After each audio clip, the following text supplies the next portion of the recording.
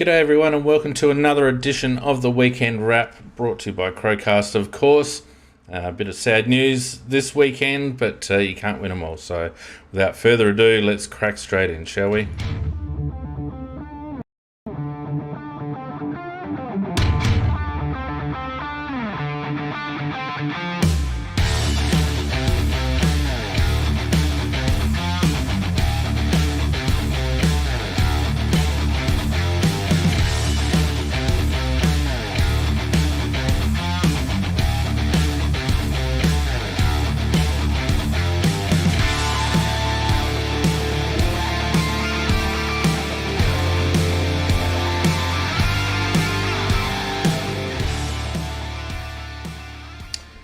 G'day everyone and welcome to the Weekend Wrap for this round 7 versus the Giants. And as usual, I have my motley crew with me. Welcome, Macca. How you going? Ready to fire on all cylinders, mate? Well, let's say yes, shall we? Yes. So yes, I'm firing on all cylinders. How about you, Nick? I'm here. Very good. All right. Well, the opposite, really. Firing on I just one thought that cylinder. was best, short and succinct. I'm Firing here. on one cylinder. As usual, welcome to everyone who's joined us on YouTube and also chatting with us on Discord. Don't forget, if you're on Discord, you can join the live studio audience. Put your hand up and have your say. There might be a few people tonight having a bit of a say. A little bit quiet in the audience so far, but I'm sure that once we get cracking that people will join, pardon me, and have lots to talk about. Just while I continue to get myself organised here, Macca, what do you think of the game on the weekend from a broad sense? Well, I think it put us back in our box and just showed you that we're a long way away when we play a team that has got class players in it. And we, for some reason, we didn't come out, I don't think, as intense as normal, but it may be made to look that way by the class that they had. Their midfield was outstanding, and we'll go into that later, but I think they probably had about 3 goals before we touched the ball. No, and the second half was good in the sense that we at least did not give in. We actually played the second half out, and probably I think it was pretty even, but the first half was appalling. Yeah, Nick, what do you reckon? Oh, bloody hell, it was horrible to be witnessing that. I mean, it was kind of interesting because the way it started off was like, and there was a really strong breeze there, and like halfway through that first quarter, I was like, well, I'll kind of wait to see how it goes. But realizing that there was a strong breeze, we needed to change up a few things in order to get it out of that area, and we didn't do it, had me worrying what was going to happen in the second quarter. As soon as we got the breeze, and what happened, they get 2 quick goals. And exactly the same thing was happening. It was like, well, today's going to be a shit day. Look, I think it was pure and simple. Just a young team getting beaten up by mature bodies, and the young team were off the boil, and the mature team were champing at the bit to atone for a poor start, and I think that's what it boils down to. But we'll get into it a little bit more shortly. But in the meantime, Macca, let's get into your results, shall we? Yep. And it started off with an absolute drubbing, Macca, didn't it? On when was it? Friday night. We had the tags. 25-15, 165. Over the Eagles, 88-58, a margin of 109. Not much to say about it, really, is there?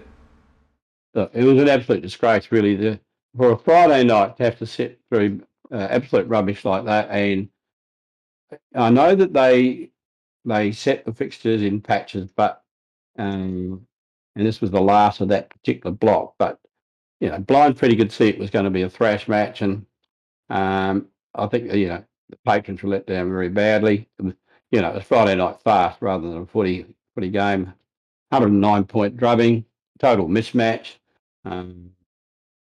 Look, West Coast, their players aren't fit because of COVID interrupting them or injury interrupting them. and actually made Richmond look like a very good team, which they not necessarily are. But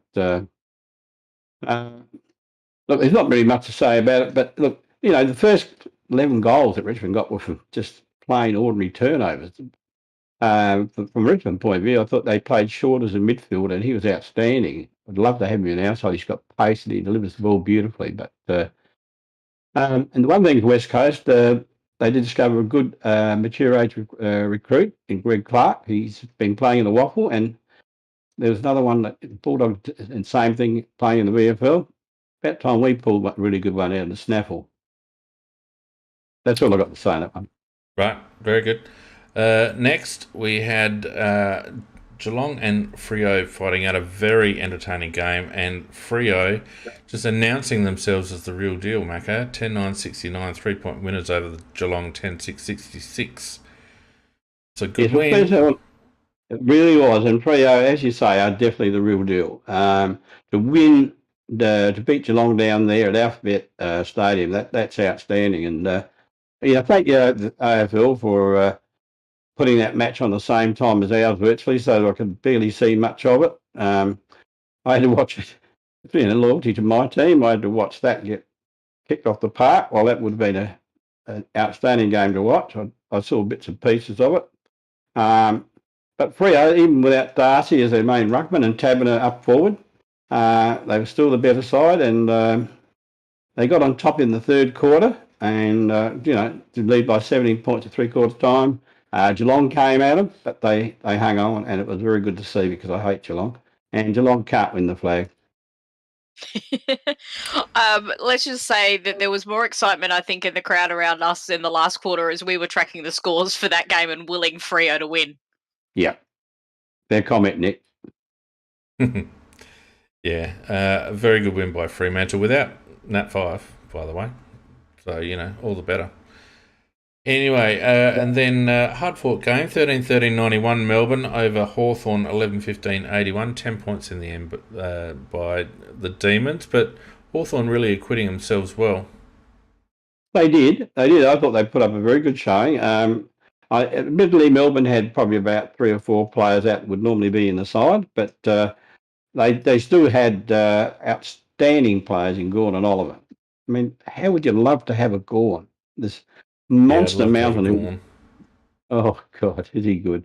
And Oliver just, hard nut, just keeps getting the ball. But, in fairness to Hawthorn, they were 5 goals down at three-quarter time, and they got within 10 points at the end. They never gave in, and against a very, very good side. So, Melbourne, they'd be happy. They've got another win, and still the premiership favourites. As far as Hawthorn goes, they'd have to be pretty well satisfied with their game. Sicily's playing outstanding for them in defence, and they've got a couple of young boys coming along, so they've got a future. Yeah, definitely. Mitchell looking the good so far in his short tenure. Next, look, it was a weird game to watch, but in the end it was actually quite entertaining. The finish was definitely entertaining. Port Adelaide getting up by a point, 5-13-43 to St Kilda 4-18-42 in the dewy, muggy conditions up there in Cairns, and I think St Kilda kicked about 1-13 to finish the game and lost by a point. Yeah, that's a good summary. We've played out in the scrub. It was a scrub of a game. The conditions were horrible for AFL football, and I absolutely hate the fact that the AFL allow clubs to sell games and go and play at second-rate grounds like that. The lighting was terrible. The standard of football was horrible because of the conditions. St Kilda should have won the game, and as you said, rightly pointed out, after half-time, actually, they kicked 1-12, 13 shots. Port kicked 4-9, 13 shots, and got up by a point. So, they might have got themselves 300 or 400 grand in the bank, but I think they blew themselves 4 points. I think you're right, Mac. They really should have won that game. They missed some easy shots during the course of the game, and they should have got up. But anyway, disappointing to see the Power got up. And you were absolutely right, Macca, last week when we talked about this game. You said the Saints always played poo in cans. Yep. I don't know why they go there. Well, they go there to Money. yeah. Well, they go there to sell it, and unfortunately, it comes back to bite them. They're actually selling 4 points at the same time. Well, and that's the problem, isn't it? That's the problem that you get. It's a situation where you're really putting your season, your ability to play finals and all the rest of it, you're putting it on the line. Is it worth it? Is it worth it? I don't know. Well, obviously they have trouble balancing their budget, so they do it. Well, and that's the bottom line, I guess. And it's a shame. You know, it would have been a completely different game at Marvel Stadium. Utterly different game at Marvel Stadium. Played at Marvel Stadium. I reckon the Saints would have won by about 6 to 8 goals. Oh, it's hard to say that, Mac.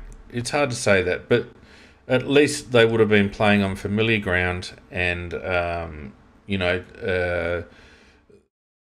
the chances are improved. You're playing at home, your chances are improved. It's as simple as that. So, yeah, I don't know whether it's worth it for these blokes. Anyway, move on.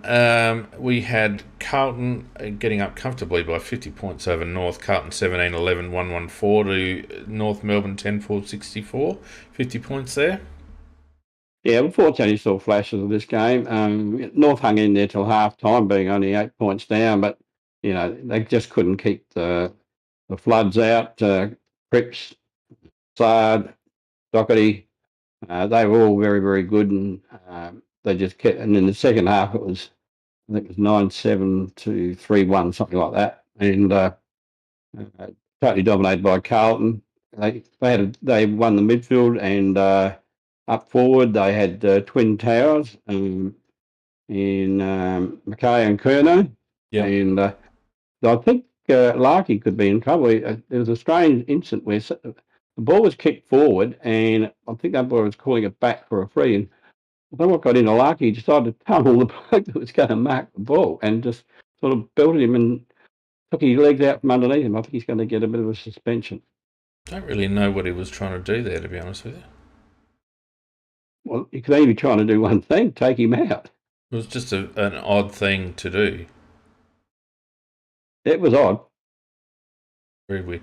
Now, just letting people know, I'm having a little bit of trouble with the Discord chat tonight. It's not coming through on the stream, so I don't know whether I'll be able to fix it, but as I get opportunities throughout the course of the cast, I'll have a crack at it. But in the meantime, unfortunately, Discord and YouTube aren't integrating tonight.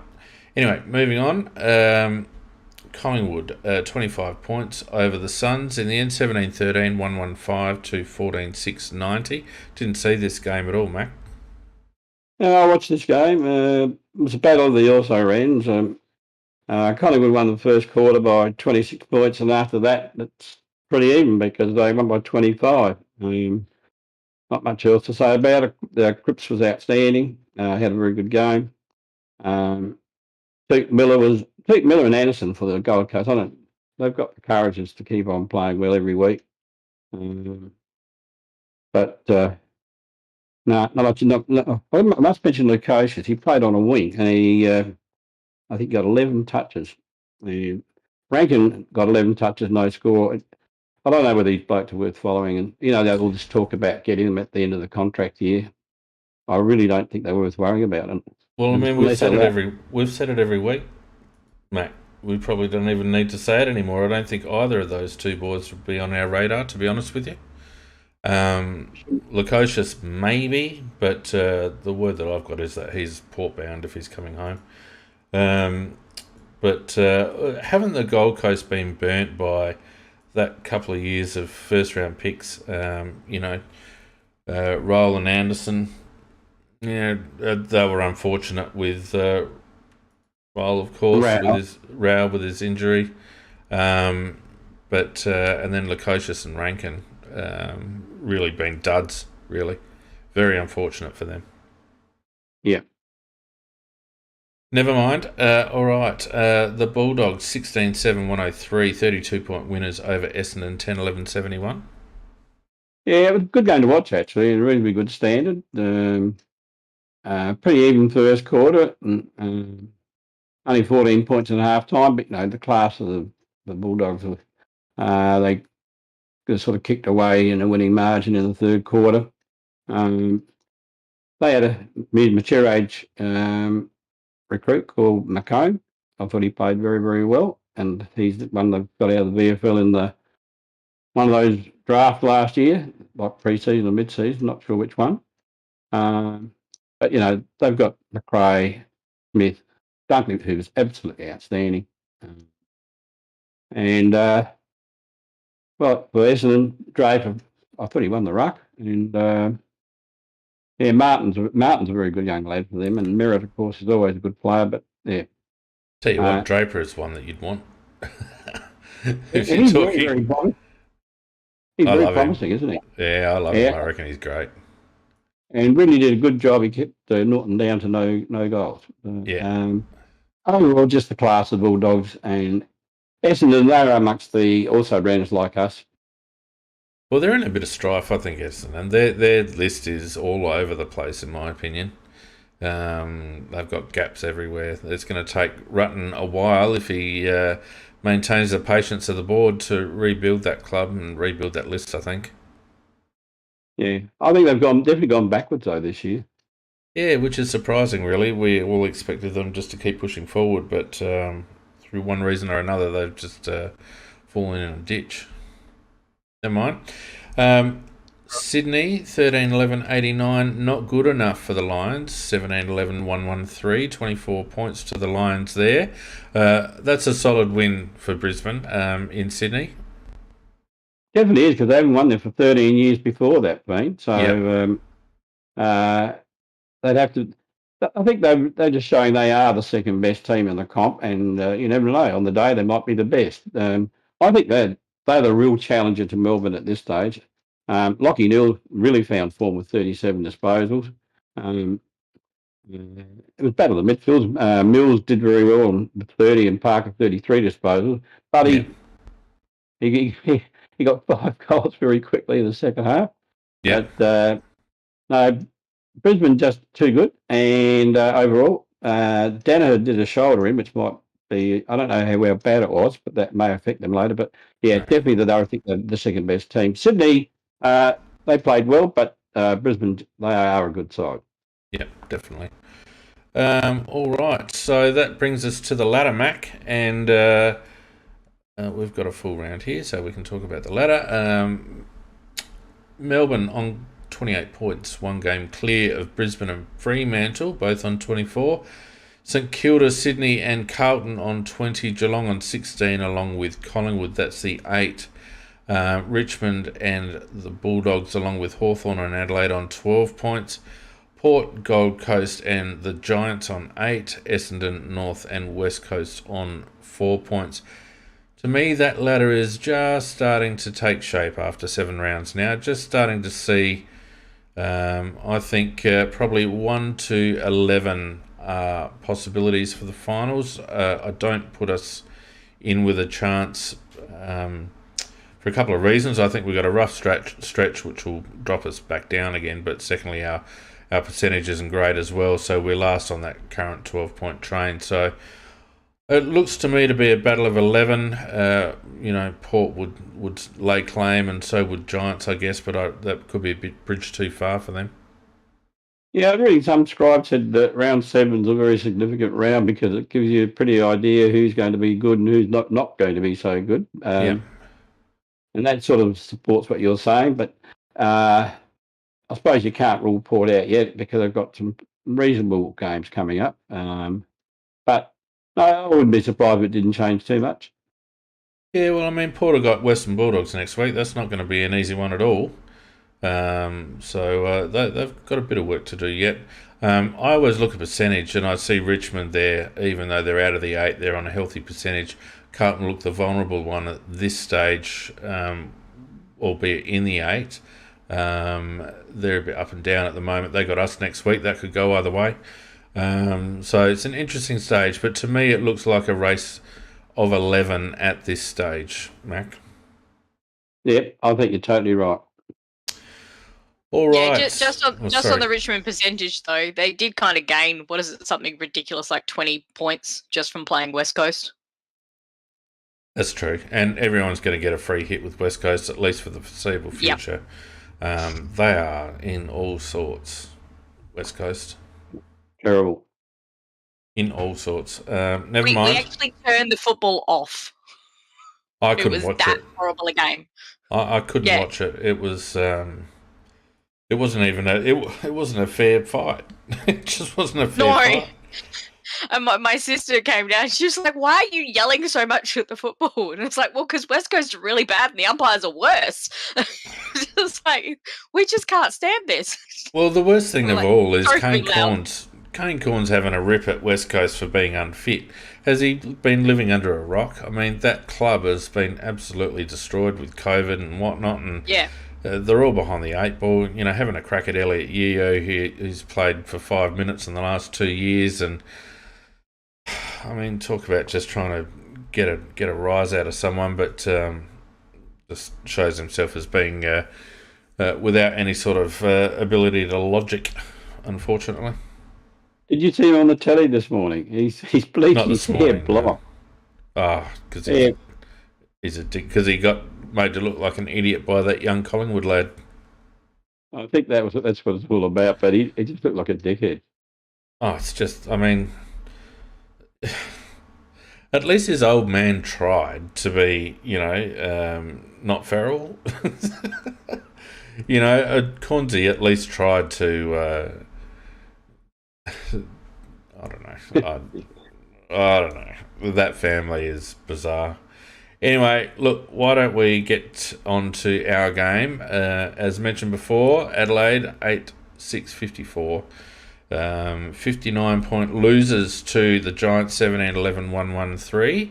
And it was over very, very early in proceedings. The Crows came out looking a little sluggish, and the Giants came out breathing fire, and that combination, plus the disparity in just maturity in terms of body size, and our lack of speed in the midfield, it was done. It was done very quickly, and we're lucky to have the score as close as it was, really, because it was the fourth quarter that kind of got us back into any sort of less embarrassing scoreline, because they pretty much went home, Giants.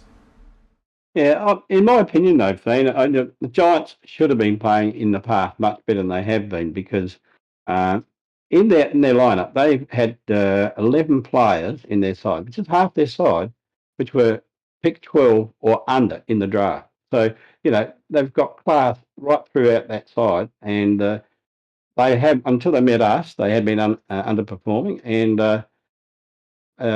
this week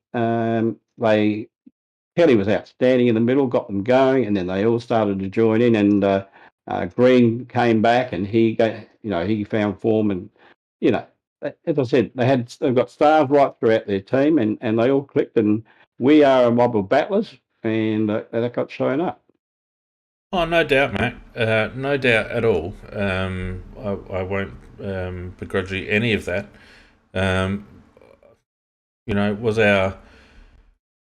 Was our expectations a little bit high? I don't know. Not necessarily on form, but as I said, GWS have been totally underperforming for the talent they've got. Well, that's very true. And look, there's still a ton of talent in that side. A ton of talent around the midfield. Taranto and Kelly, etc. Kelly's been terribly out of form, but Callum Ward. Those blokes, it's a cast of thousands there. I think someone put up a comment in Big Footy that apart from two of our players, all of their first 18 were taken in the draft above our team, apart from two of our players. That'll be. How's that? Right. How's that? That's amazing. And that's the reality. That is the reality. Well, as I said, they've 11 players at the pick 12 or under, and they turned it on. And also, it was interesting though. It exposed some of our players who we thought were going all right, and under the type of pressure that was put on them, I thought and we'll talk about those later. I'm not going to ruin the show, please. Very good. No, but well done. Yeah, but I thought that they showed that they aren't as good as we thought they were, and they also let themselves down and their image down. Who, Adelaide? Certain players. Name them. Well, Lockie Scholl. Lockie Scholl is very talented, but I'll tell you what, he looked very squibbish for one.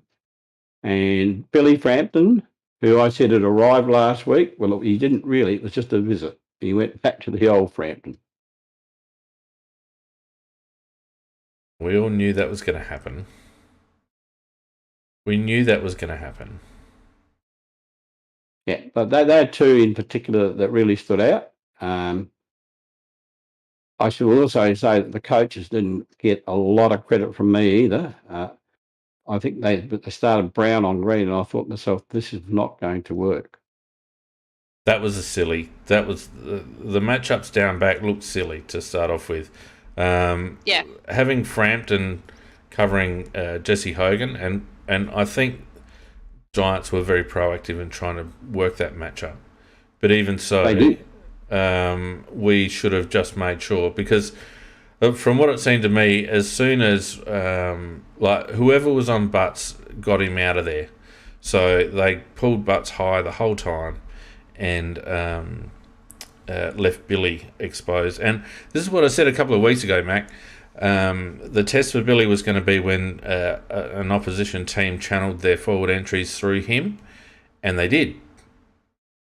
Very good summary, Glenn. That's exactly what they did, because I can see Frampton looking around many times. Where's my help? Where's my help? Because he shit himself because he's the only one there. And that's right. And yeah, he got monstered. He did, mate. He did. Years gone by, brown on green, perfect matchup, but not the Brown of this year. Absolutely not the Brown of this year. And that change should have been made halfway through the first quarter.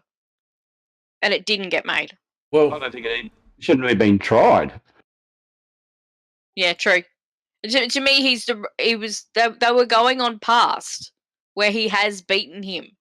And whilst Brown had a good game last week, it wasn't.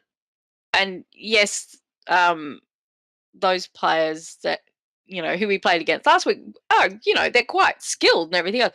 They're not Toby Green. He's a very unique player to match up on. Good description, Nick. He is unique, and it takes a pretty smart player to play on him, and also one that's got a little bit of pace as well, because Green's got great ability to get on his own, and even if you're right just next to him, he's got such skill to get out of it. Brown was never going to be able to hold him, never. Well, the problem is, to my way of thinking, the person that should have been on Toby Green is our best defender and so-called next captain, Tom Didé, to be honest with you. That's who I thought should have been on Toby Green to start off with. Yeah, Didé would have been okay. Smith would have been okay. No, Smith's too light. Smith isn't a good one-on-one defender, mate. Yeah. Okay, well, I may be wrong on that, but certainly I was right about Brown not being the man. It wasn't Brown's matchup. It really wasn't.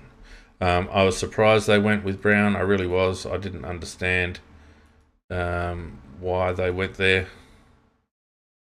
But anyway, the other look, and I don't want to bag Billy because he's been going well, and good luck to him, but he got absolutely destroyed. He lost his. You can see him actually losing his confidence as the game was going on. For him. Mm-hmm. He got actually the first interception of the day. Came down there and he came flying in and took a mark on his chest, and all looked good. And I thought, yeah. He was playing in front, beautiful intercept. Yep. The other problem we had with that backline was Butts was so fumbly. Absolutely, just could not pick the ball up at all.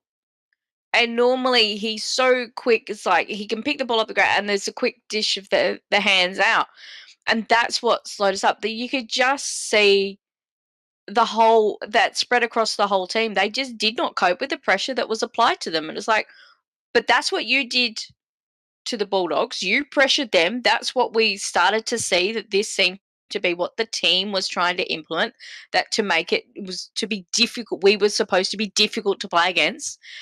We just got bullied by another team, and they didn't cope at all.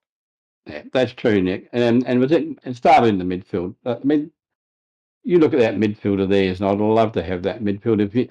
Any team that's got that midfielder, it's got a great big start, because actually they're all different varieties of players too. When you look at Kelly, who is almost an artist when he's at his best, and he was at his best, and then you got Canelio, which he can do it clever or hard.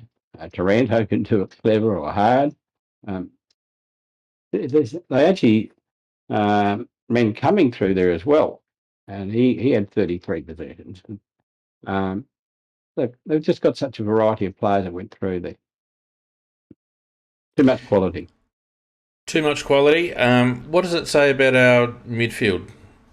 Does it show up our midfield? Because what I didn't see was how we were playing the last couple of weeks, where we were able to crowd up that centre third of the ground, arc to arc.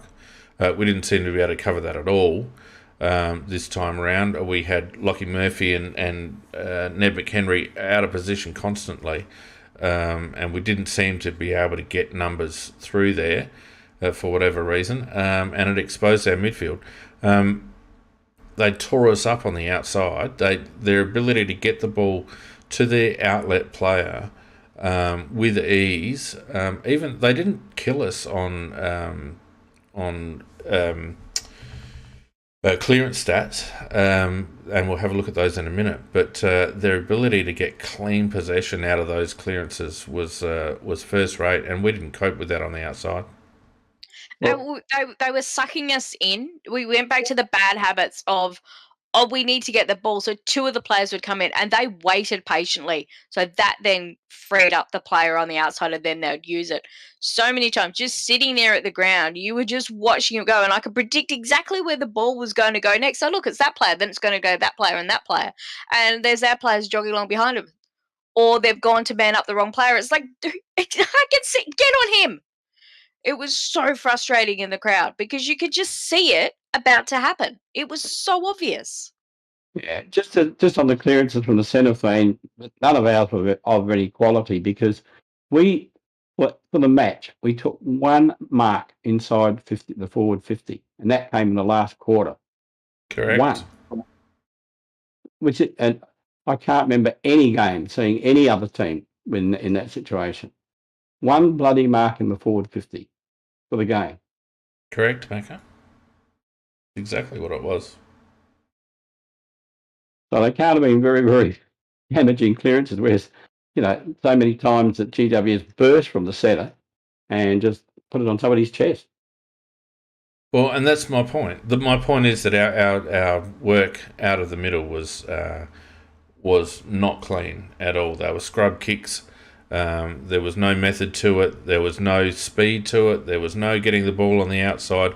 All of our kicks forward were out of congestion, whereas a lot of the kicks forward from GWS were in the clear, having had a chain of 2 or 3 handballs.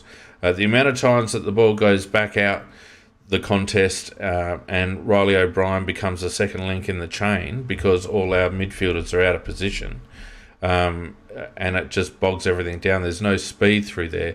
If Riley O'Brien is getting the second possession out of a contest, something's not working, in my opinion. Anyway, let's look at some head-to-head stats, and I've got a little bit of a different format here today, so please bear with me, but we will try to make it work as much as possible. And I thought, rather than go through the teams and then the individuals, we'd probably do them both at the same time, Macca. Nicky, what do you reckon? Just to save a bit of time and not make it so boring. So disposals, that's the obvious disparity. We were minus 51 in disposals, Macca. 398 the Giants, 347 Adelaide.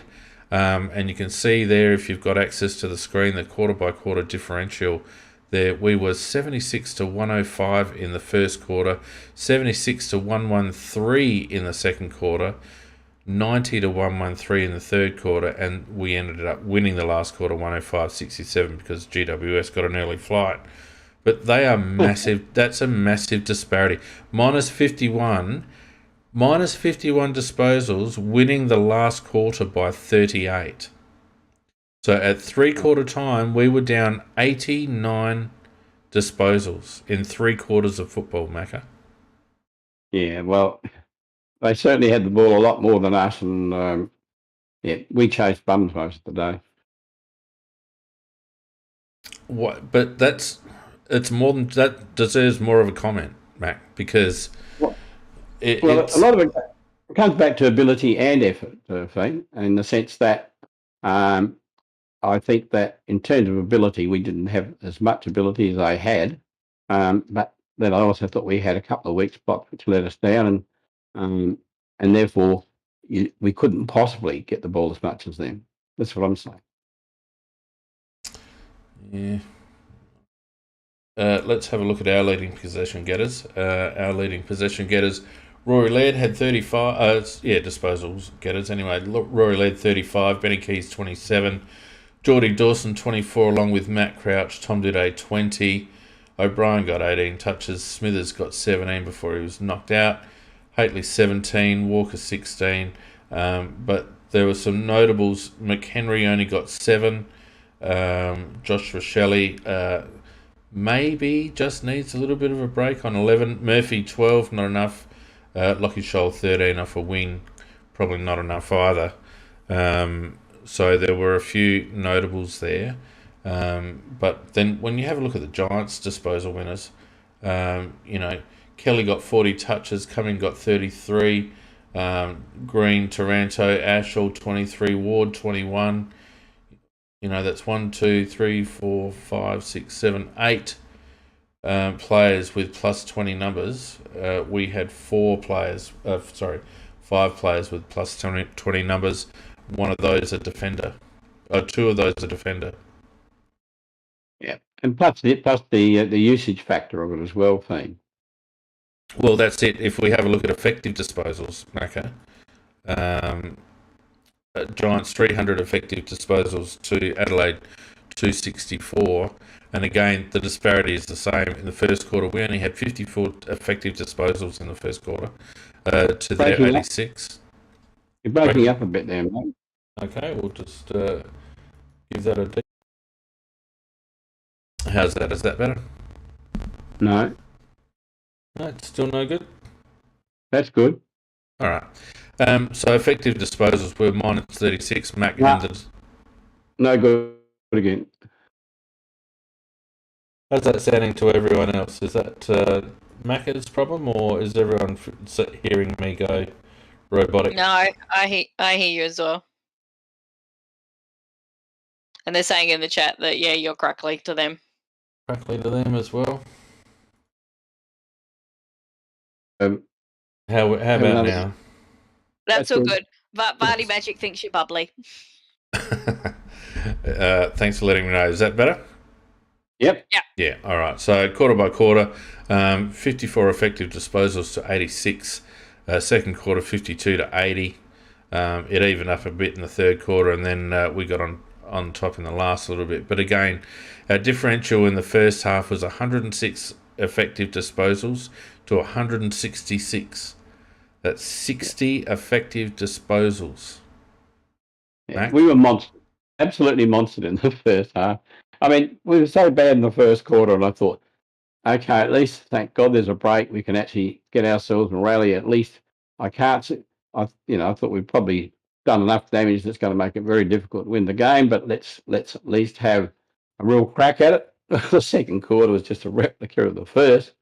And I think at halftime, they probably just thought themselves, oh, we've got this one in the bag. They may have mentally eased off a little bit, and because we matched in the second half in terms of score, but not really in terms of ability. And there's a couple of things to say about it. They really shouldn't be as low on the ladder as they are, with all the quality footballers they've got.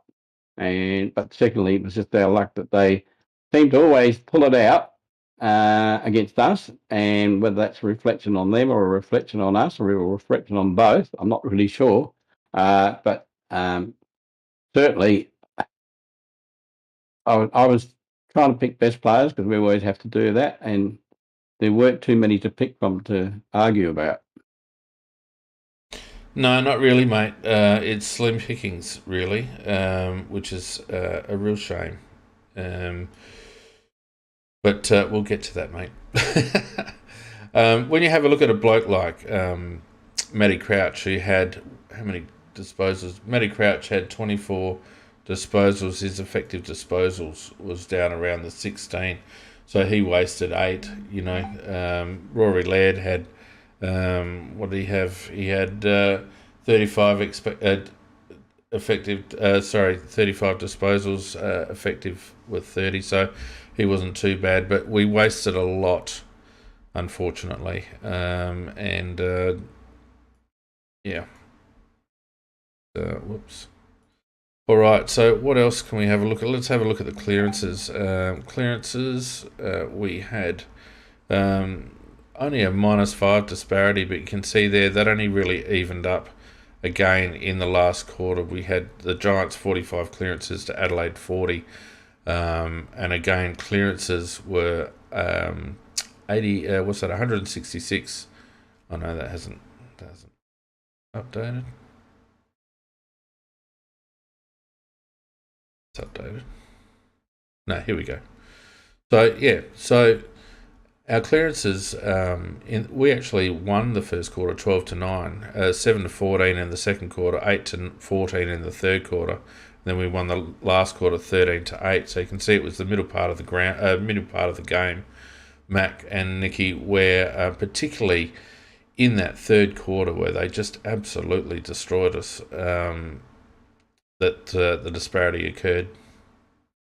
Yeah, where at times we just looked like witches' hats out there. And it's very disappointing when you go into a game, perhaps a little bit of trepidation, but also with a lot of expectation that even if we get beat, we're going to make a real deal of it and give 100% and make it very hard for them. And I don't think we did that. I mean, I know they've got class, and I know they had a big monster in Bruce in the middle that was giving them a lot of the first use of the ball. And of course, they had Kelly as well. But we still had bodies out there on the ground, and I still think that, yeah, somebody said McCann went missing. We had too many went missing, and I just think that, you know, the coach saying we didn't deal with the expectation of being favourable. I actually thought that was a cop-out. That is a cop-out. It's not an acceptable comment. It's got... when you're playing football, you shouldn't be looking at the betting and who's favourite and who's not favourite. You're going out there to win a game of football. Doesn't matter who you're playing and whether you are the favourite, whether you're not the favourite. You go out there to try and win the game. So that's crap. I don't buy that at all. Yeah. I think he wants to put that down as an aberration. And look, it may well be. They may well have been a little bit heavy-legged after a couple of close games. You know, who knows? But I didn't feel like that was a terribly insightful analysis by Nix after the game. I didn't feel like it was an expectation thing at all. I felt like it was a ready for the game thing, to be perfectly honest with you. They didn't look ready to play in that first quarter. It was very obvious because I felt like the effort levels in the second quarter, Macca, really picked up. But what happens in those situations where you're getting absolutely monstered and you're picking everyone individually picks up their effort level and they feel like they have to do more, but you lose all your system and your structure when that happens. And this is what Nicky was saying earlier. Through the middle part of the game, pardon me, the effort was a lot better, but we had absolutely no structure around the contest. Everyone was just see ball, get ball, trying to fix the problem themselves, rather than us improving the way we were playing collectively as a team. And that often happens when you get pumped early in a game. Yeah, and I think they lost the composure, Dean, and as you say, when you start chasing backsides like they did in the first quarter, you do lose your composure, and you do lose, your thoughts of how you're going to play the game. Before you go out there, you have expectations on yourself as well, and I'm sure the expectations they had on themselves going out, each individual going out onto the ground, weren't what actually happened in practice. So it does throw you for a loop when that happens, and it's very, very hard to get a team back on track when the individuals are not quite in tune with their own game. So, and that's why generally it takes a break to get everybody back together. But that didn't happen at quarter time. It sort of did a little bit after halftime, but I still just think that we went out there thinking that it was going to be a little bit easier than it really was. 100%. 100%, Mac. If we have a look at the stoppage clearances, we can see again, we actually won the first quarter 9-5. It was 4-10 in the second, 6-12 in the third, 8-5 in the last. And you can see by the match timeline there that GWS didn't really get on top in terms of that particular statistic until halfway through the second quarter. But again, they were just so much cleaner in the manner in which they were working the ball out of stoppage that they were able to take advantage far more than we were. And you can see there in the timeline, we didn't win a stoppage clearance from the 4th minute until the 20th minute of the second quarter. So we won the first two stoppage clearances, and then we lost pretty much the next 8 or 9, and won the last 2 for the quarter. So through that, through that middle half of the game, through that middle half of the quarter, they destroyed us around stoppage. And this is why I put these stats up, because the stats themselves can be misleading. You can look at that stat and go, well, we lost the stat by -5. We lost stoppage clearances by -5. But when you look at key parts of the game, you can see where we flatline, and all through that second quarter, we just flatlined around stoppage. Yeah, I can't argue with any of that, Payne.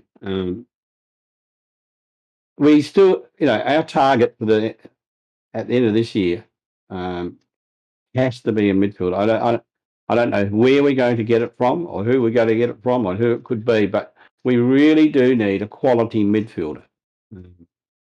I mean, they say that the Bulldogs are going to possibly have a salary cap issue at the end of the year, that they're going to not be able to retain all their very good players. And Dunkley's wife is in South Australia, so there were vague rumours that perhaps we might be after him. Well, I hope we are after him. I watched him play today. He's an outstanding player. We just need that quality midfielder. Our midfielders are workers. If you like, they're blue-collar workers trying to be white-collar workers. Oh, most definitely. But we've known that. We've known that for a while. That's not news to us. I know it's not news, but we've got to do something about it. Otherwise, we took Rochelle at 6, and I think he's a very good pick at 6. But when you come down to essentially what we need in terms of a classy midfielder and a good size midfielder, that's what we really need. Yeah. If you look at contested possessions, again, Benny Keys had 13, Tommy Duday 11, Matt Crouch 10, Roy Laird 10, Tex and Riley O'Brien 8, Sam Berry 7. We lost that stat by 28. And again, if you look at the differentials, you'll see that it's the second and third quarter that killed us. 33-50 in the second quarter, 23-43 in the third quarter. So, whilst we were we were kind of, and it's a funny thing because to me, the first quarter looked like what the stats say the second quarter looks like, and vice versa. But contested possession actually is quite close in the first quarter. But then when you have a look at uncontested possession, Mac, you can see why. The uncontested possession in that first quarter, 43-71. The reason why we were so close in contested possession is because the Giants in that first quarter were just able to get it out to the free side, get it out to the outlet, and so they were able to control the ball more or less uncontested in that first quarter.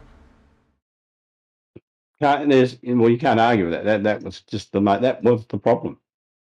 Yep, and the stats bear that out. So people watching on YouTube, you can see the quarter-by-quarter differential here, and uncontested possessions, 43-71 in the first quarter, even though contested possessions were close, so 31-35. So it tells you that we weren't able to get the ball into the clear enough to make use of it properly, whereas that's exactly what the Giants did. And in the second quarter, the contested possession rate 33-50 in their favour, and you can see the uncontested possession rate 44-63. So we pulled it back a little bit, but again they were still able to just get a lot of use of it on the outside compared to what we were able to do.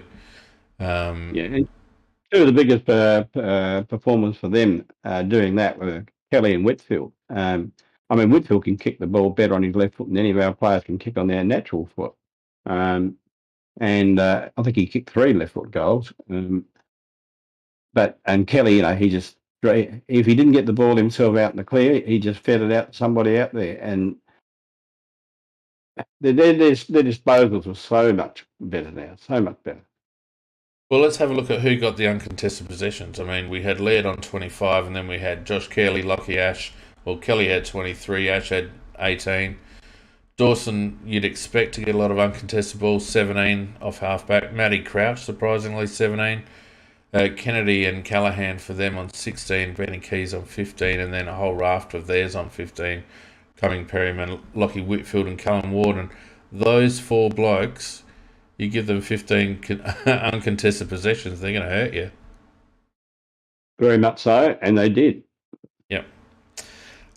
What else can we have a look at here? Let's have a look at hitouts, because I actually thought Riley O'Brien got destroyed. Absolutely. Destroyed. If you look at the hitouts in terms of numbers, the disparity isn't that great, but they don't reflect what actually happened in the game, in the sense that when Bruce was the ruckman, he absolutely monstered him and physically just treated him like a child, and most of the time tapped it to one of their players. It was only when he went off the ball and their second ruckman came on that Riley got started getting taps. So you're dead right. He got destroyed by Bruce. Well, Riley Bryan got 28 hitouts, but his hit-out win percentage was only 33%. So he only won 33% of the hitouts that he contested. And then when you have a look at it at his hitouts to advantage, he only had 7 hitouts to advantage. So he contested, whatever that was, 50 or 60 or 70 ruck contests. He won 33% of them, but only 7 were to advantage. And I think that's actually generous to him. Well, possibly. But again, you're looking at a situation where hitouts 5-12 against in the first quarter, even in the second, 9-11 in the third, and surprisingly he got torched in the last 2. But the problem that I've got there is that I think we're coming up against a lot of teams that are using 2 rucks. Their second ruck is a genuine ruck. And we're not doing that. We give a chop out with Elliott and Tex in the forward lines, but Riley O'Brien essentially attends every ruck contest apart from that. And I think it's showing, because you got Bruce on 34 taps and Flynn on 15. So that's 49-28. And I don't think Riley O'Brien is a good enough ruckman to ruck a whole game essentially against two genuine rucks. So you have to agree with you, because he doesn't have artistry for start playing. He doesn't. When you're playing in midfield, you talk to the ruckman and he sort of knows where you're going to be, and he's not only just going out there to try and touch the ball. He's trying to actually put it down to the throat of a player or put it in the path of a player. And Ryan O'Brien, I don't know whether he's even thinking that. I suppose he is, but that's not going there, because your figures tell us that. Well, it was. Sorry, Nick, go on. I was just going to say that it absolutely proved your statement you've made all along that he just cannot compete against any ruckmans that can reach. And their two genuine rucks they have are both ruckmen who reach and were bigger than him. Yeah, spot on, Nick. And I think actually if they'd looked at those players and gone, well, they're going to play them, and Riley gets beaten by them. Yes, he had a great game last week, but guess what? You know what? I think Strawn needs to come in. Because Strawn can actually play against ruckman like that. Well, I still think there's room for Himmelberg, O'Brien, or Strawn, and Thilthorpe in our team. Yeah. I maintain that configuration can work to our advantage because Thilthorpe can genuinely ruck. Strawn can genuinely ruck, and or O'Brien, for that matter, and Himmelberg can chop out as well. So a lot of these teams are starting to remember. We all thought the ruckman was dead, and to me, there's some teams now that are really starting to put like Gawn and what's their second ruckman name? I can't remember his name. The youngster. Jackson? Jackson, yep. That's a great combination because Jackson could be first ruck in most other teams, in my opinion. Yeah. And they have the luxury of not only of two good ruckmen, but they're both capable of playing up and forward when they rest. They don't have to go off the ground. That's right. So I think we've got to have a look at the ruck situation. It's not working at the moment. We're probably asking too much of Riley O'Brien. A minus 16 disparity does not tell the whole story. It's just one of those things. And then when you look at Riley O'Brien in terms of his, let's have a look. See if we can find his contested marks.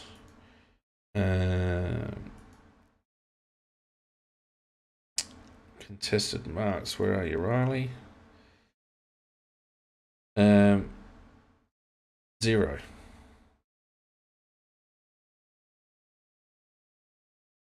So we're not getting anything out of Riley in terms of contested marks. And considering how much we got destroyed by GWS in contested marks, the contested mark situation was a minus 16 disparity, 20-4.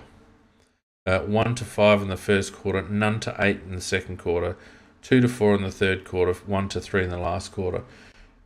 Bruce took 4 contested marks, 3 to Hogan, 2 to Green, 2 to Harry Himmelberg, 2 to Caniglio, for God's sakes, 1 to Tom Green, 1 to Tex,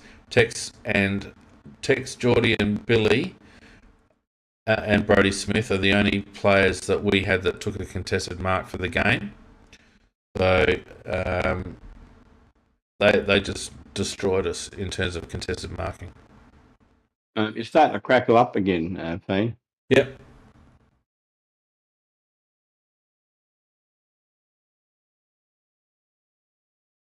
How does that look? Yep, that sounds better. So I'm talking about contested marks, Mac, and I'm talking about the disparity there. Yeah, well, look, unfortunately, their forward line as well, which is one of the reasons why they kicked so many goals. We don't have any. There's not. We don't have any. Well, do they can, and we don't have that many contested marks. Well, Elliot Himmelberg didn't take one. No. Right, not one. Lockie Gallant didn't take one. Who else have we got in there that should be able to take a contested mark? Duday, none. Dawson took one. Frampton took one. Tex took one. That's it. Yeah, well, just tell the story. Yeah. But it was part of the story. So it means we got beaten in the air and on the ground. Well, that's right. If we talk about inside 50s real quick, inside 50s were 48 to 54. But look at that first quarter. 6 to 21 in the first quarter. Yeah, we were monsters. Game over. Unbelievable. 13 to 12 in the second, 13 apiece in the third, 16 to 8 in the fourth. Kelly Taranto had 7 inside 50s. Berry had 7 for us. Keys had 5 for us. And then you had Cumming Green. Bruce had 5 for them. Crouch 5 for us. Smith and Laird Ford for us. Harry Himmelberg with 3. Chase Jones for us with 3, which was excellent. But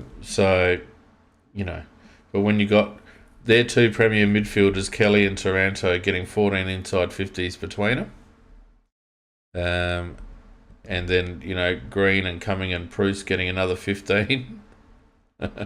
So, but in the top 1, 2, 3, 4, 5, 6, 7 players, in terms of inside 50s, we have 2 for a total of 12.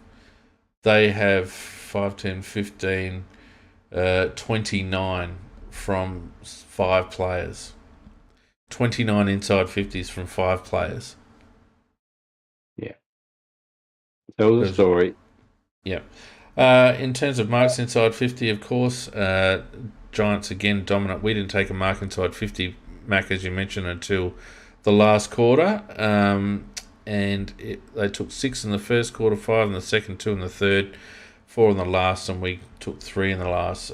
Tex, Harry Schomburg and Lockie Murphy were the 3 that took our marks. Hogan, Green, Caniglio, Himmelberg dominant up forward for them. Jesse Hogan, 7 7 marks inside 50, if you don't mind. Poor old Billy. Yeah, shocker. Absolute stinker.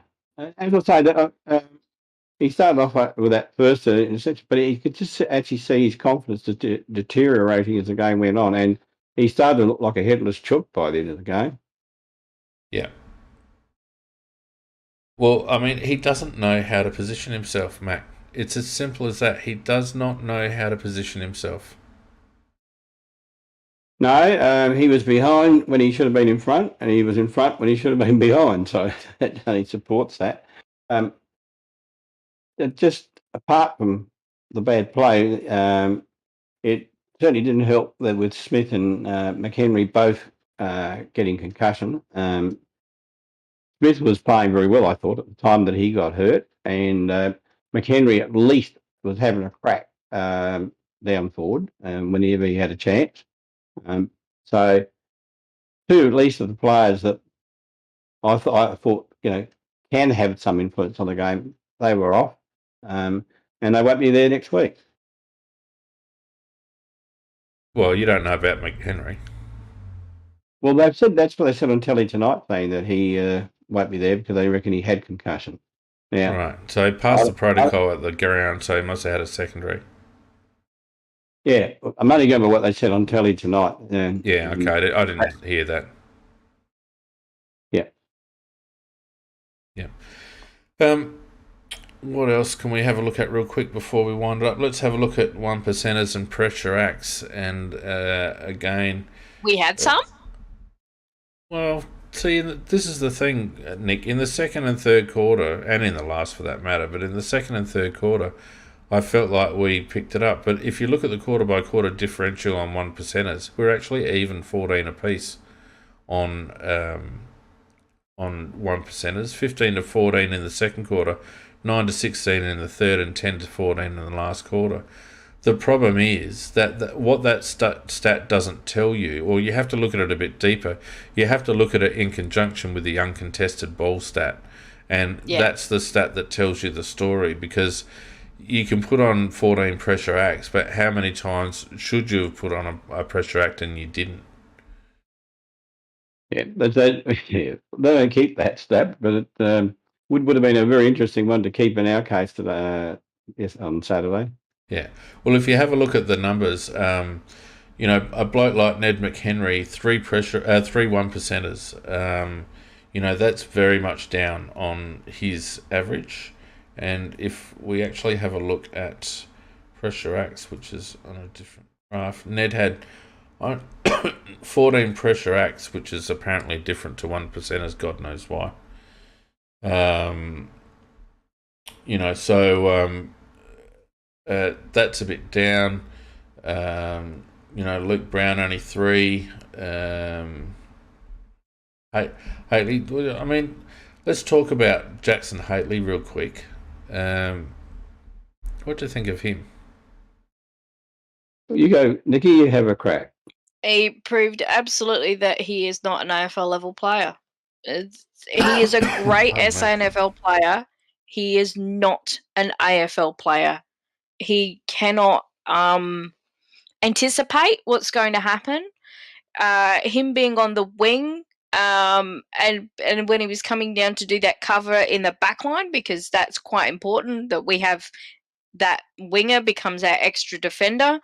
That green goal in the second quarter. Now, he's from GWS. He knows exactly how they play. He's trained with them. And when Brown missed him in the pack, and he's coming around and he's coming towards Hately, what does Hately do? He reaches out with his arm. Instead of taking a step forward and putting his body in the way to actually try and stop him, he just tries to reach for a tackle. And, I mean, that was just absolutely key for the way that he goes about it at that level. He's absolutely outstanding at SANFL level, but that step up is so stark to the AFL, and he just doesn't have it. Well, he wasn't very good. I'll say that. I thought we recruited him to be a big-bodied midfielder. Did he actually attend a midfield bout at all? He was on the wing. That's what I said, not one. But we recruited him to be that big-bodied midfielder. So I thought that's exactly what he would be used for in this particular game. And I think we know he's not going to be a wingman, Nicky. He won't crack it because he hasn't got that. I don't actually think he was playing wing. I think he was playing high half forward, actually. Yeah, well, wherever he's playing, but he was lining up on the wing primarily, and only when we got the concussion, or the not concussion, but the now possible concussion with McHenry, did we then push him also a bit into the forward line. Yeah, well, when we had to restructure what was going on. I think you'll find we were playing an extra back. We were playing one wing defensively, and Hately was pushing up onto the wing from half forward. I mean, look, it doesn't matter. Your point is you're absolutely right, Macca. He was played out of position the whole game. He had 1 disposal in the first quarter, 2 in the second. He had 6 in the third and 8 in the fourth. So he had 14 possessions after half time for a total of 17. Went at a contested possession rate of 37.5%. So 38% of his possessions were contested. You know, his kicking efficiency was at 100%, which is what you want. In terms of his pressure acts, he had 14 pressure acts, which isn't terrible. Score launches wasn't involved in any launches whatsoever. Score involvements, he had 2 in the last quarter. So my impression of Jackson is that he lacks intensity. That's what I think. I think he lacks intensity. Yeah, well, whether it be through lack of opportunity or lack of ability, he certainly didn't set the world on fire. There's no doubt about that. But then again, did get 14 positions in the second half, and some of them, our players hardly got any. But no, he's not going to be the answer, though. Well, I'm inclined to agree, Macca, but I'm also inclined to say if you want to know what the bloke's going to provide you, you play him for a block of games and you play him in the position that you want him to play in. 100% agree with that. And so I don't think we're doing ourselves any favours at the moment by playing Jackson out of the middle. He needs to be in the midfield rotations. Simple as that. Well, I mean, that's exactly right. I mean, make a judgment on him, give him 2 or 3 games in the middle, and if he can't play, well, if he goes really badly in the first couple, you might even wait for the third one. But he's guaranteed to fail where they're putting him at the moment. Guaranteed to fail. So look, we won't know unless they put him there. I don't really think he is going to be a champion anyhow, whether he does get in there or not. Because what we really need somebody his size, but that can get the ball and have a lot of pace, and they're not too many of them around. They're in other sides, not in ours. Yeah, he only had 3 ground ball gets for the game. And when you let's have a look at one of their players. So let's have a look at Jake Kelly. Sorry. Anyway. Yeah, I just feel like we're not conducting the right experiment for Jackson. We need to play him in the midfield rotations. Lockie Scholl, you mentioned him earlier, Macca. There were 2 or 3 instances I really did not like where he absolutely piked. Nikki, what do you reckon? Yeah, there were a couple of instances where he was doing that little sidestep, and that just frustrates me because I know he can be better, and I've seen him be better, and I've seen him be tougher. And there's something this year, he's just taken those short steps. Yeah. We're not arguing about his talent. We're arguing about his endeavour, and we're arguing about his ability to put his body on the line. And if one player shows he's not prepared to put his body on the line, that can become a little bit of a epidemic in the team. That it's also a red rag to the bull of the opposition as well. Yeah. Opposition see put in some short steps, and they get their tails up. I'm a bit disappointed in Lockie, but again, I feel like he. I don't know whether he actually suits the modern game in terms of what a wingman looks like these days, because a lot of good midfield transition players are strong and fast and tough. And Lockie is an outside player all the way.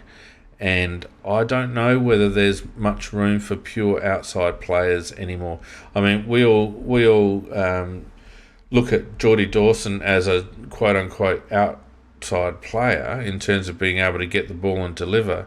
But he goes and gets his own agate too, and he contests marks and he lays tackles and all the rest of it. And that's the modern outside player, if you like, a player that is good on the outside with ball in hand, but can go when he needs to.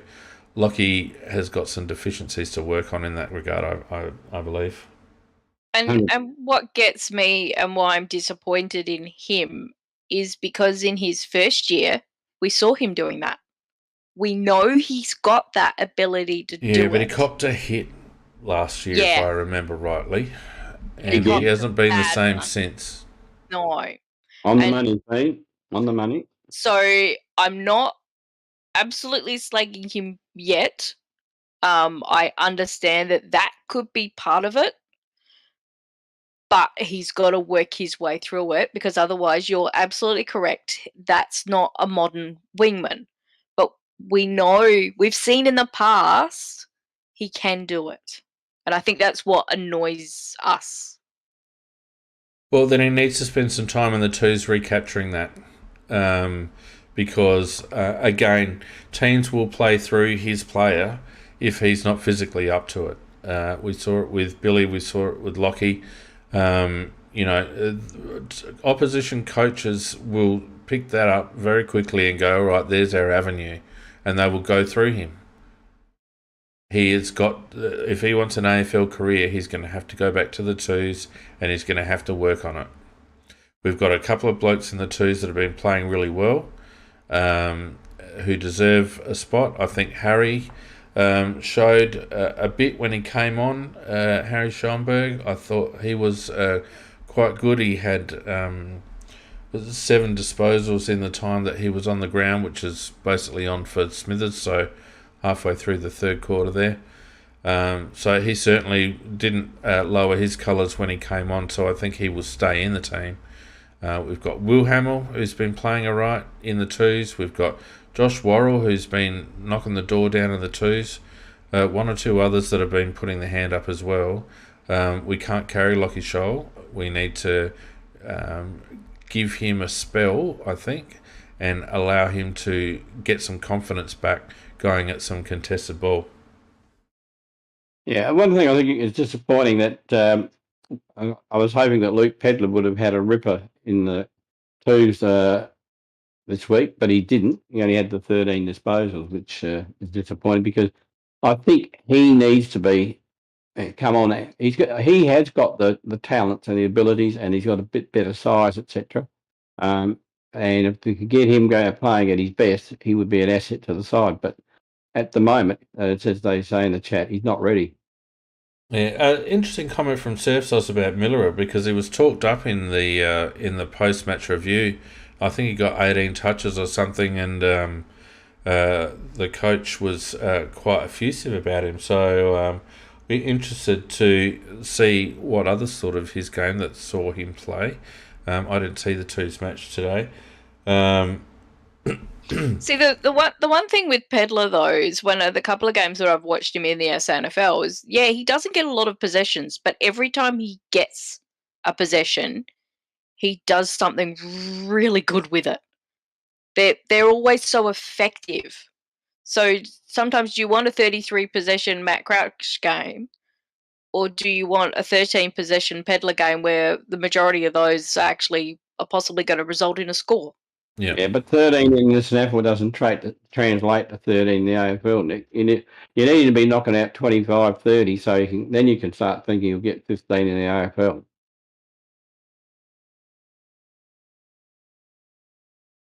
There you go. Yeah, we never know if we don't bloody put him in the midfield, though. Well, he's had a couple of goes, and he... Not in the midfield. He hasn't played in the midfield, Macca. No, he hasn't. But, he's played in the bloody forward pocket. Oh, that was disgraceful. So you can't judge. Well, you can't judge him. He hasn't played in the midfield.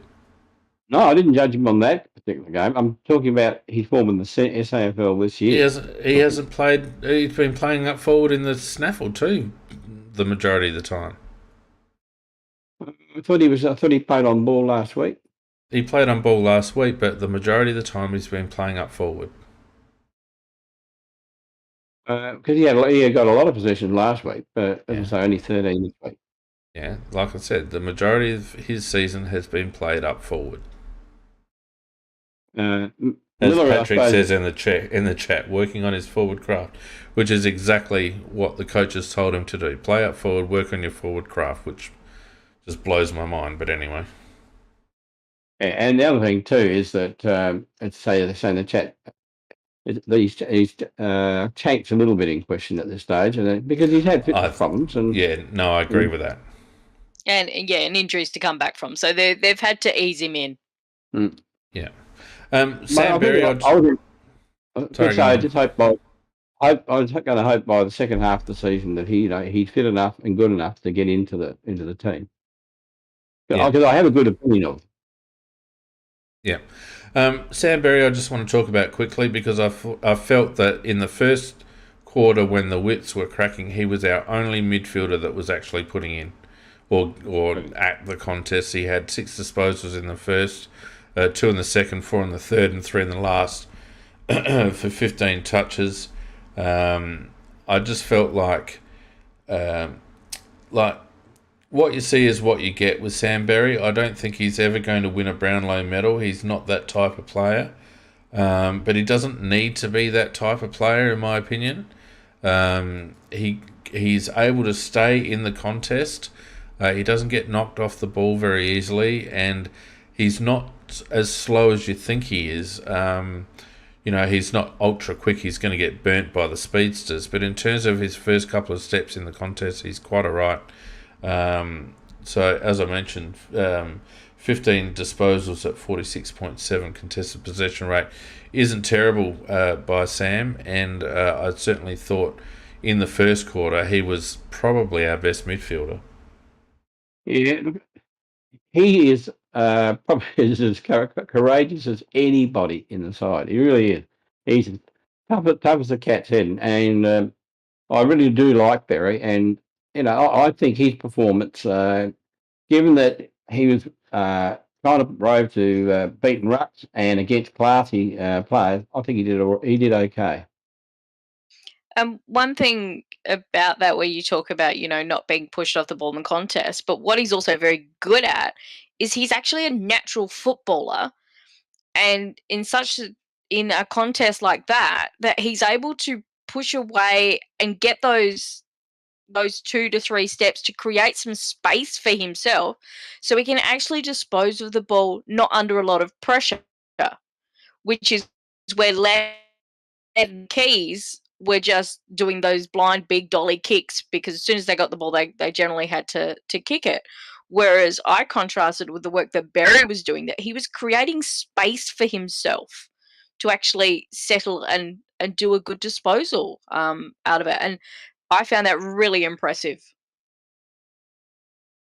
Yeah, he can get separation. A lot of the people in the chat saying that he's a number 2 waiting for a number 1. I wouldn't disagree with that necessarily. I'd still have hopes that Pedler, Schoenberg and Berry are going to be our long-term answers in the middle. And we're going to have to wait and see on that, of course. But when you compare his inside work to the next player I want to talk about, Matt Crouch, it's like chalk and cheese. And Matt Crouch has won a bloody club championship. He's just not a natural footballer. Oh, he's a natural footballer. He's just as slow as treacle. No, he doesn't anticipate. He doesn't. He actually reacts after things have happened. There were a couple of instances in the games where you could kind of see where the ball was going to go or what the player was going to do that he was, trying to curtail. And he just kind of looks at them and thinks about it for a bit before anything happens. Or if he's a natural footballer, it takes a while for the brain message to get to the rest of his body to tell him what to do. I think that's more like it, Nicky, because he wouldn't get the ball as often as he does if he wasn't a natural footballer. But you can have players that can get the ball a lot and not do much with it. And sadly, that he fits that description. He either takes too long, or he does an unnecessary hand pass. He's not one that hurts you. He just won't hurt you. Not like we were looking at the GWS midfielders hurting, and Crouch got a reasonable amount of the ball, but it just doesn't hurt you. Well, he got 24 touches, and he also got touches in the first and second quarter. He got 10 touches in the first half and 14 in the second half. Went at a 37% contested possession rate, so he got a little bit on the outside. The problem is he's no value at all when he gets the ball on the outside of the contest. So I think we counted before that he had, let's have a look, I think he had 15 uncontested possessions. Let's have a look here. 17 uncontested possessions. And they're the ones that were generally absolutely useless. When you compare someone like Josh Kelly getting 17 uncontested possessions over Matt Crouch getting 17 uncontested possessions, you know who's going to get better value out of out of those disposals. You know what I mean? You got about a 6 or 7 goal difference there, Fee. Well, and that's the problem. Matt is nothing but an inside workhorse, and we found Sam Berry and Rory Laird doing more of the coalface work, and Matt Crouch finding himself second or third in the chain, and he's of absolute no value at all. I don't know what quarter it was, the quarter that he got run down where he got given a handball and just seemed to have no spatial awareness whatsoever and just got towed up. And someone in the chat said, why did we handball it to Crouch? And I said, well, because when he got the ball, he was 3 metres in the clear. It was a legitimate handball to a player in the clear. You would expect a midfielder 3 metres separated from his opponent to be able to, keep that separation and dispose of it properly. Matty, no idea whatsoever. So he's absolutely worthless outside of the contest. His only value is his possession rate, and that's only valuable if 75% of his ball is contested inside the contest. Agreed. The other thing that I notice is that he doesn't read taps very well at all. Sam Berry read taps much better than Matt Crouch, from both Bruce and Riley O'Brien. Matt Crouch does not read the taps very well at all. He's a go-to player at the back of the contest. He's the bailout, at the back defensively. He's got no hurt factor, and it's a real shame because obviously he's been hurt by injury and that slowed him down. But I also think he's a player of a bygone era. Do you know what I mean? I don't think he suits the modern game necessarily because he doesn't have enough versatility. He's a one-trick pony. Yeah, I actually agree with you, Fee, because in the year that he won the best and fairest, he really was an asset to the team. He was. But, the style of game has changed. You've got 6-6-6 and you've got the stand and all those type of things. It's just there's different rules and the game is played differently and probably faster than it was in that particular stage. He's a little bit of a dinosaur that's been left behind. Well, you look at the rules. I mean, we've got 6-6-6 in now. We've got stand on the mark in now. The play is generally faster, and it doesn't suit Matt at all.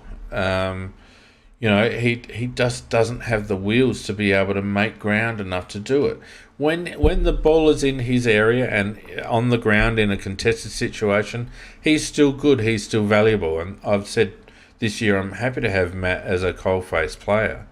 But when I see him get, plus 10 uncontested possessions or 15 or 17 as it was this week, that's a problem because he doesn't use the ball with any sort of damaging effect. Well, summed him up.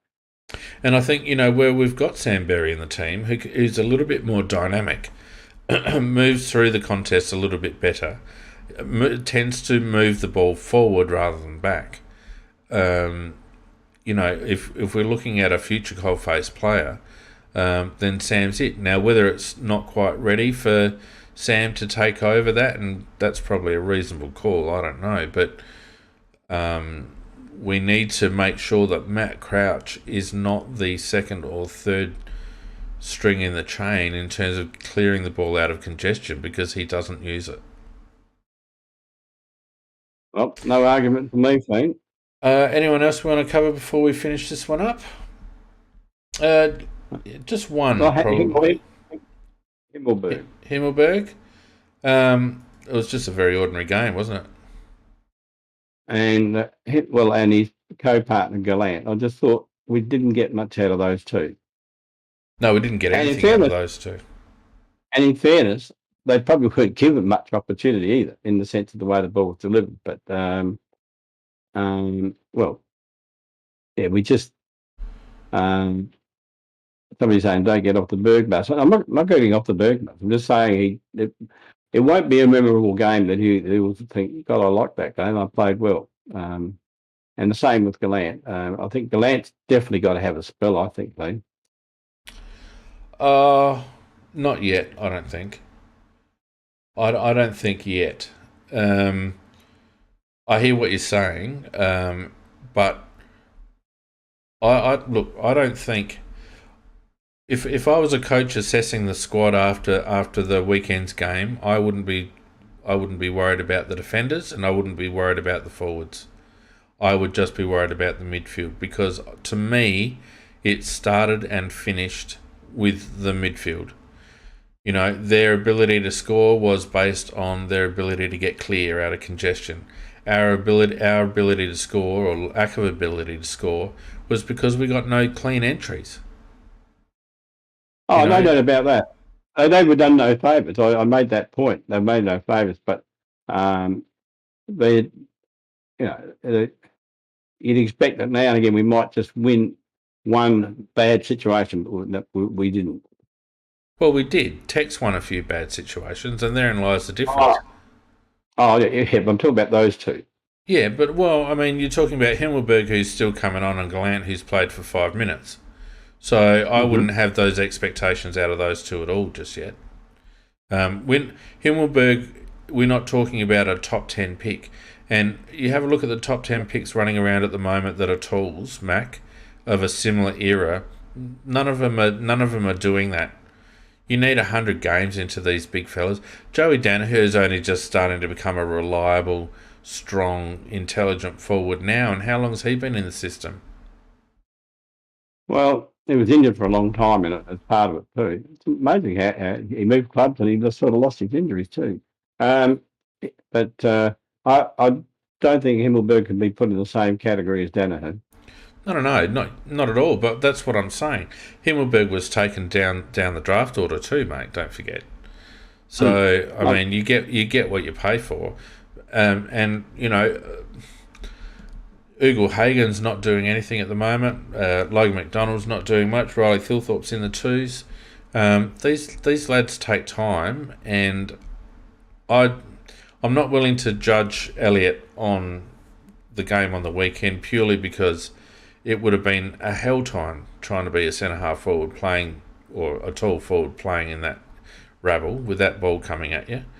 And same goes for Lockie Gallant. I don't know how you can have any expectations on him, considering the delivery into the forward lines. Tex with his experience was able to get off the chain a couple of times.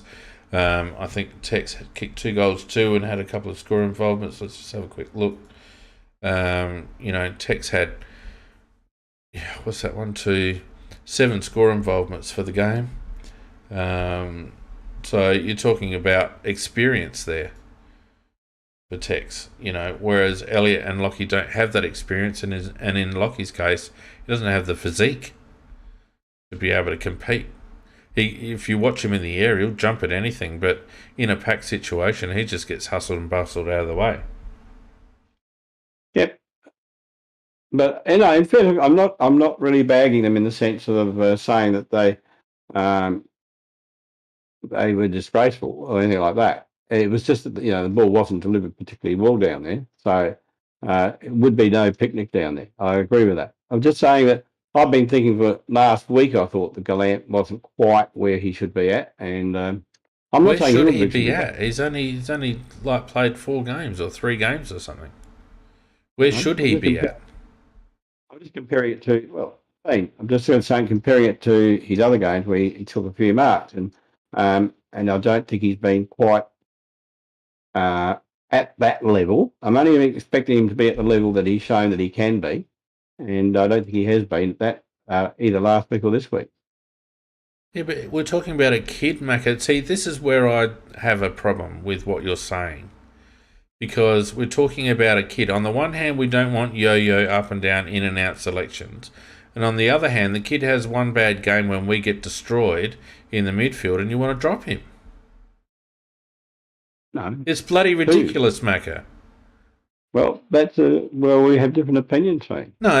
Explain it, because you don't want yo-yo selections, and yet you want to give a kid a block of time, and yet you have he has one bad game where our midfield gets destroyed, and you want to drop him. Absolutely ridiculous. I don't want to drop him forever. I just want him to drop back, have a couple of games there, get his confidence back, and then bring him back in. How about our midfield play well and give some delivery, and maybe he'll get some confidence back playing in the ones, mate? Well, look, that's my opinion. You disagree with it? We'll leave it at that. I'm just glad you're not a bloody selector, because that's the most ridiculous thing I've ever heard. No, I think I've heard more ridiculous things. No, I don't think it is. How can you bag a kid playing third tall when we get destroyed in the midfield? And we've just gone through the stats for the last half an hour that have indicated how much we got destroyed in the midfield, and you want to drop a kid playing third tall? Not because I think he's no good, because I think he can be good. Well, then let him be good. Let him be good at the level. What I'm saying at the moment, after the last couple of games, where he hasn't played as well as he did to the other couple of games, what I'm saying is it wouldn't hurt him to go back, have a couple, play well, and then come back in again. And because, like young players who haven't played a lot of AFL, it's physically very demanding, it's mentally very demanding, and I'm only thinking about him because I think he's got a future. And I'm thinking that sometimes it's better just to give them a little rest and then bring them back again when they're refreshed. All right, we'll agree to disagree on that one. And who knows, the coaches might also think he's ready for a rest. Personally, I think it'd be bloody rough after the game to... Well, put it this way, if he's going to get dropped, we're going to make about 10 changes. Because there's about 10 blokes that need to be dropped before him, mate. Fair enough. We all have opinions. I know, they're like arseholes. I know, that's what all right, well, let's finish that up. It's fairly obvious that the first half we were done. We were chasing tail for the rest of the game, and pardon me. I don't think we had the skill or the strength to be able to work our way back into that game anyway. So we needed a good start. We didn't get it, and that was the end of it, basically. That's how I saw it. Yeah. I think, to be honest with you, I think the lad that needs, those that need a rest, Mac, in my opinion, Ned McHenry, who I would have given a rest irrespective. Lockie Scholl needs a rest. I'd be looking at Matty Crouch going out and getting some more confidence in the twos. So there's 3. I'd be I'm pretty happy with. Probably the only one in the back that I'm a little concerned about is Luke Brown, but I don't know whether Will Hamill is good enough to come in for Luke Brown and for us to rely on Chase and Will. It's a possibility. And we also have to replace Smithers. Yep. Smith, obviously. So there's a few there. Hinge will obviously come in, I reckon, for Smithers. That would be the obvious one. Harry Schoenberg should stay in the team, so that means that someone's going to have to come out. I wish it was Matt Crouch. It won't be. Yeah, I think you might be right, Mac. I don't think it will be either. But who else comes out? Watch Matt Crouch play every single bloody game this year. He will. The coach loves him. He'll play every game. Crouch did not love him. No, look, none of us love him, but Nick seems to. He'll play every game. Yeah, it wouldn't surprise me, I'll tell you where I can see real problems next week, though, is the fact in our backlines. They've got the 2 guys that are very, very good up forward and high marking players. We could be for a bit of a problem there. Well, absolutely, Mac. Curnow and McKay.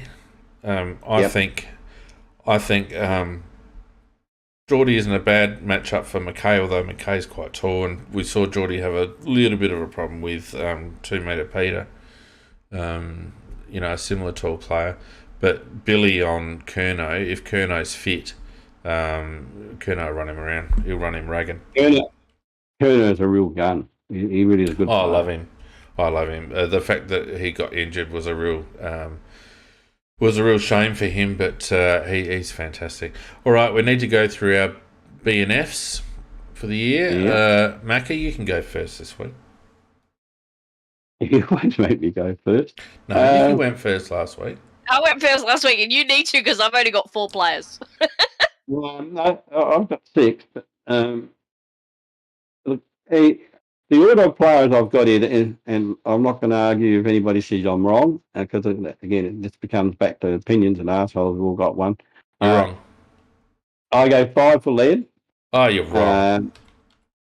I go 4 to Keys. Wrong. 3 to Dawson. Wrong. 2 to Walker. Wrong. I'll finish. 2 for Walker. 1 more. And 1 for Duday. Oh, they were all wrong, mate. There you go. I have none of those. All right, Nikki, tell me your wrong ones. Well, I've only got 4. You can have 5. That's the rule. And two of them didn't play out the game. Come on, then. Because I was going on purely the only ones who had effort. Was Berry. Yeah. Smith. Hang on, is this your order? I think it's going to have to be because they're the ones I typed down that I can remember. Right. Come on then. So I had Berry, Smith. Yeah. Jones. Yeah. And McHenry, and I'm buggered if I know him. McHenry? He was actually bloody trying. No, if you're at the ground, he was doing a lot of work. They were putting a lot of work into him to keep him out of the play, but he was actually, when he could get off, and he was actually trying to be a lot more proactive and moving things at the ground. Macca. You actually saw a lot from him. Macca. Yep. You know how everyone's got an opinion and there's no right or wrong? Mm-hmm. Nikki, I don't know whether you were just listening or whether you fell off your chair because you were in shock, but Nikki just gave McHenry 2 votes. Nikki, I'm the one that's drinking wine at the moment, not you. Who was your 1 vote, Nick? No, I just remembered who else to put in here. So I'll swap him. McHenry goes to 1, Keys to 2. No, card laid's a card played. Bad luck. Who have you got? Keys at 2 and McHenry at 1. Yeah. Wowzers. Well, let's see what thing. All right, Dawson for mine. Got 5. Keys got 4. Berry got 3. Tex got 2. And Laird got 1. Well, they weren't that bloody different. No, they weren't that bloody different at all. Not at all. I mean, Nikki put in someone who played for 3. And look, I don't mind your Chase Jones call, Nick. I think Chase had a reasonable game. Yeah, and he was one of the ones who was actually clean out of the defence. Nikki, somebody said in the chat that you'd fail the concussion protocol. Yeah, no, I gave him a laugh. That's funny. Very good. Very good. All right, that's that. Why don't we just finish up quickly with a bit of a cockwomble, Nick, shall we? Hang on. Nikki's cockwomble. There we go. All right. Surely Kane Corns with his stupid hair. Well, I've got a whole thing where I don't like to give him any attention because that's purely and simply what he is after. Mm-hmm. Specifically from our podcast. Yeah. Oh, totally. Like, any attention is what he thrives on. Yeah, yeah. I'm just wondering whether I can do the reverse cockwomble. What's that? The wombling cock? Because I think the reaction from Justin Lepich to being shown what Kane Corns has done to his hair which I think is an absolute brilliant comment, which was, well, now he looks like he's actually got a personality. Which I thought was a very nice response to it. But I think, yeah, it's just, sweetie, we see what you were trying to do. Yes, you got some attention. Yes, you're going to get a little bit of a cockwomble vote here, but otherwise, just run along and go away. Nikki, you're deteriorating. Well, what else happened this week? Come on. I think you are too, Mac. From the beginning of the podcast to the end, I think you've deteriorated about 3 drinks. 3 drinks in. Well, that's possible. Yeah.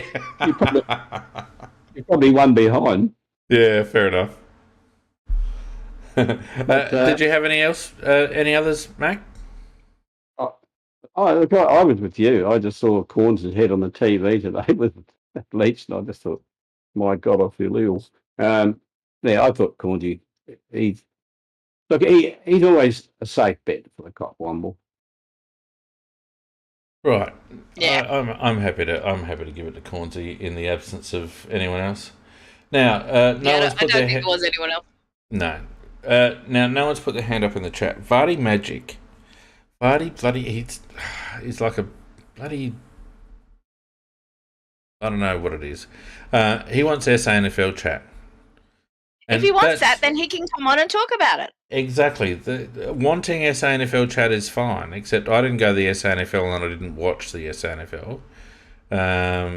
If there's someone that went to the SANFL and wants to talk about it, or if there's someone that just wants to talk in general about Nicky's 2 votes McHenry, which is... I tell you what, your 2 vote McHenry is up there with McLeod not getting votes in the last round that cost him a Brownlow medal in whenever it was, 98.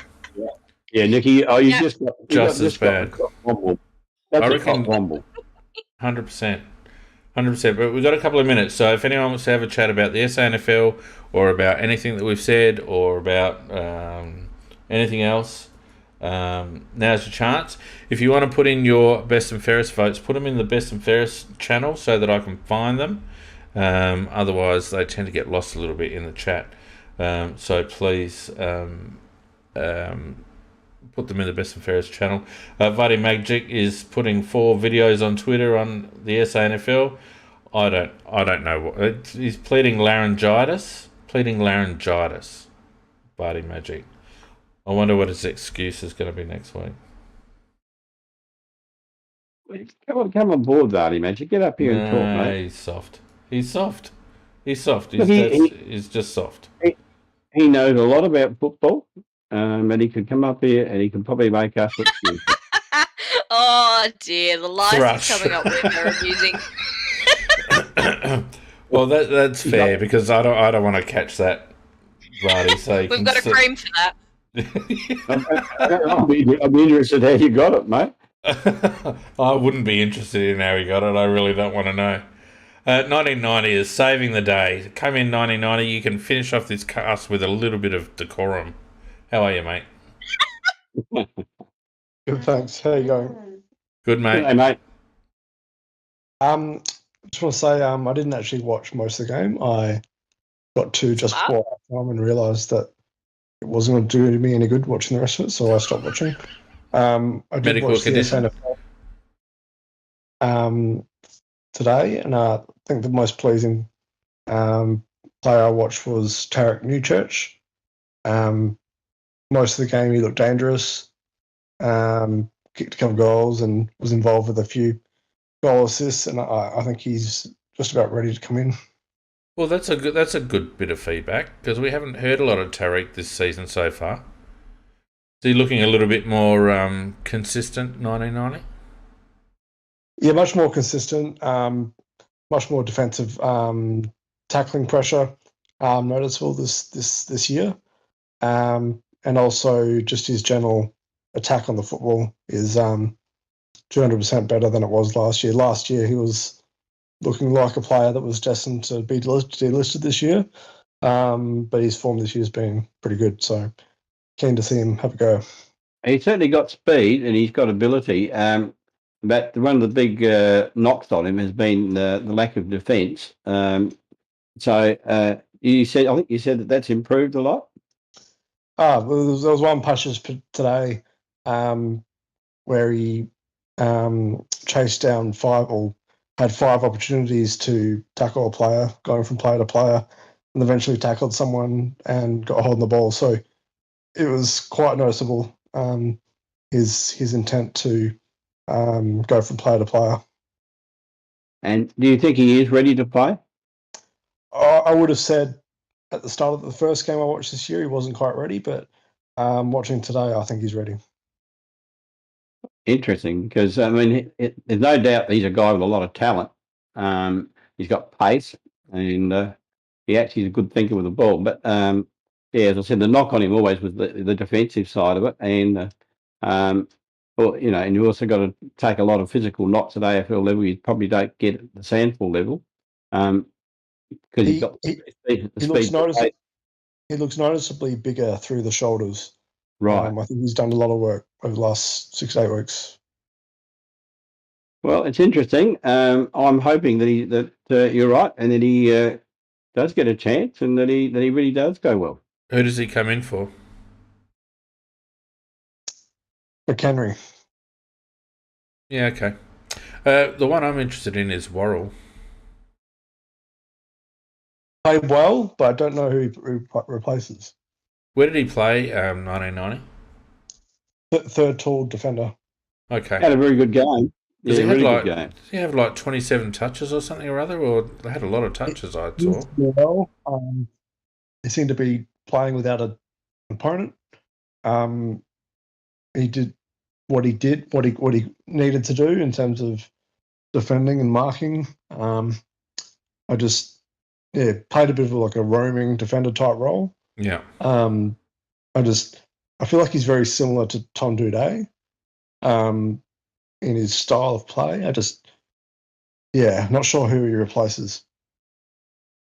Interesting one, that one.